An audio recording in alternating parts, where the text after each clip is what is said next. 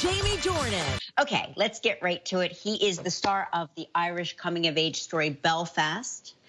Please welcome a man who was destined to make it in Hollywood, Jamie Dornan. Good morning. Morning. How are you? No, now where are we? Whoa, let's look at the from in your forepost. lair. Yes. All right. I look like I'm in some sort of dungeon. I'm in LA, but I'm in a hotel because I didn't want to wake up the kids with live television at this sort of time in the morning. Understood. Understood. Now, you know, we were talking during your intro. I said that you were destined to make it in Hollywood, but in fact, you were born in Hollywood. Is that correct? Yeah, so I was born in Belfast, but I grew up in a place called Hollywood, which is like 6 miles outside of Belfast. We spell it with one L, so I guess hundreds of years ago it was like Holywood, but then it just evolved into Hollywood. So I'm actually from a place called Hollywood, yeah. I knew it. Yeah. We never call Hollywood Hollywood. That couldn't be further from its Yes, exactly. definition. Somewhere the sign just collapsed. Yeah. Hey, last visit we showed some fantastic, priceless video of you singing "Rainbow Connection." Have any labels reached out? Do you have any albums forthcoming? What can you tell us about your music career? I am as shocked as you that nobody has reached out to me.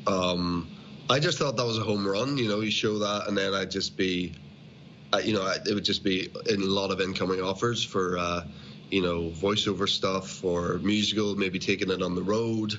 I got nothing. Ryan, you're big in the music industry. You discover talent. Can't you intervene on Jamie's behalf? I just play the hits, but I know that Puffy, P. Diddy, watches every now and then, and he's got a team of opportunities at his label. So if you're watching John Puffy Combs, this is your guy. He's ready. Yeah, it seems like a perfect collab, me and Puffy and Kermit. Yeah, I think so. I mean, I think that's what people want. Yeah. I would, as the kids say, wait, do I ship that or do I stand that? Ship it. You ship it. I ship it. Yeah. Yeah. Yeah. I never know what the correct term is, but that's what they say. So you were like, you came from like a pack of kind of a group of young men who really all became very successful here in the States, in Hollywood. Like you all started out together, right? There was like a whole bunch of you. Yeah, in the early days, you know, you used to just sort of go out and chance your luck, you know, and go out to LA, and you know, we would all go up for the same auditions together. And I lived with Eddie Redmayne. We shared a house together. This is probably 2008, I want to say. And yeah, it was like myself and Eddie and Andrew Garfield, Rob Pattinson, Charlie Cox, a load of guys who ended up like doing pretty well, but we weren't doing pretty well at that time. You know, it was a lot of going up for the same auditions, prepping each other, like helping each other out to try to get the same work that we were all vying for. But it wasn't really happening for us, and then luckily over time it all kind of worked out for us. But it was a fun group, and they're still great friends. We've got to take a break, but I'm so curious. Living with guys, moving to Hollywood, you haven't made it yet. What was in your refrigerator? Probably mostly beer. You know, there probably like a couple of, you know, frozen pizzas in the freezer.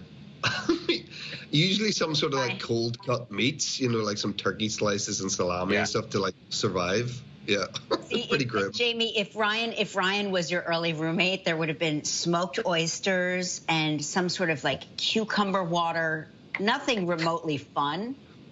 Yeah, excuse me. You don't know. You don't know that that's not fun until you try it. All right, you try it. You'll see how much fun it is to have. When you're a 20-something young man, you don't want smoked oysters and lemon water. You want beer. Yeah. Thank you, Jamie. Okay. Well, you guys have left me. Well, let's take a break and come back and see where this goes. More with Jamie after the break. These boys are suffering. I don't think we've got till Easter. I don't think you and me have got till Easter either.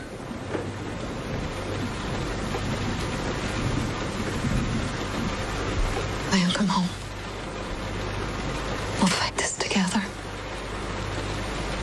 Kids the same age as ours are getting killed or in the corner.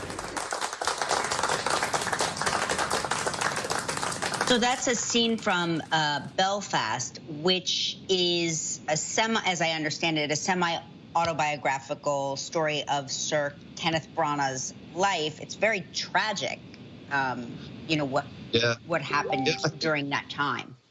Yeah, totally. I think a lot of people don't even realize that Kenneth Branagh is from Belfast or that he's Irish. He's had such a career and so known for being this very established, Shakespearean English actor. But that they are his roots, and he left in 1969 with his family, which was at the beginning of the conflict known as the Troubles that lasted for 30 years. And it's sort of, as you say, semi-autobiographical of that account of that time when his family had to make that decision to leave to like a safer passage, basically, because things were kicking off in a bad way. And little did they know it would go on for 30 years. But they already had a foot in the door. I play his father, Pa, who already was working in England, so they had a little bit of a foot in the door already as an escape. So it's a lovely story, and actually I think it's important because we've seen a lot of movies and television shows about the Troubles, but never through the eyes of just a normal, hard-working family who were caught up in the middle of it. It's often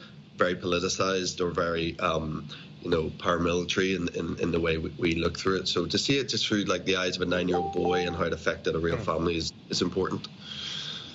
Very compelling. Belfast is in theaters now. How do the locals feel about the film? They loved it, man. It was such a, the response to this film's been incredible, like right from when we showed it at Telluride in September right through, and we won all these audience awards, and it's been incredible, like, the response. But we just cared so much about what people in Belfast thought about it, so we had a screening there at the beginning of the Belfast Film Festival in November. And it was magical, a truly magic night. I had my family there and a load of my close friends, and it was a palpable sense of appreciation there. I think, based on what I said before, people from home, people from Belfast, they want to see that version of the story told. They don't want to see it always politicized, always violent. They want to see a family way of how that was. So it's important for them. So they loved it, thankfully.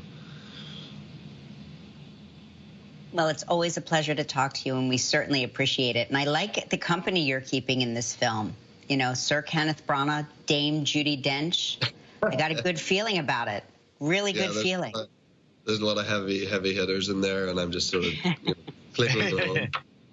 Well, thanks for getting up early and chatting with us. Take good care of yourself. As we said, it's in theaters. Go check out Belfast. All right. Bye, Jamie. Thanks. Bye, guys. Bye.